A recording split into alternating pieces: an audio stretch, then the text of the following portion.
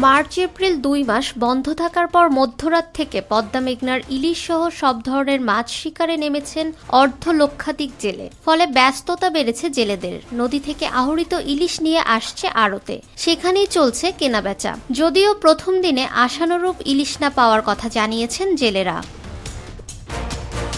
বৃহস্পতিবার সকাল থেকে দুপুর পর্যন্ত ইলিশের পাইকারি বাজার চাঁদপুর বড় স্টেশন মাছঘাট ঘুরে দেখা গেছে, দীর্ঘদিন পর বেচা বিক্রি শুরু হওয়ার কর্মচাঞ্চল্য ফিরেছে ব্যবসায়ী ও শ্রমিকদের মাঝে। ফলে ঝিমিয়ে থাকা চাঁদপুর বড় স্টেশন মাছঘাট আবারও হাঁকডাকে সরগরম হয়ে উঠেছে। যদিও নদীতে ইলিশের সরবরাহ অনেক কম হওয়ায় দাম বেশি বলে জানিয়েছেন ব্যবসায়ীরা।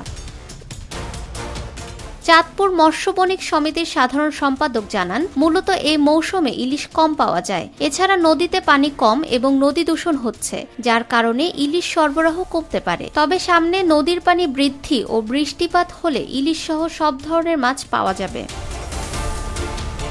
ফাহমিদা বিনতে আনোয়ার, নিরপেক্ষ নিউজ ডেস্ক।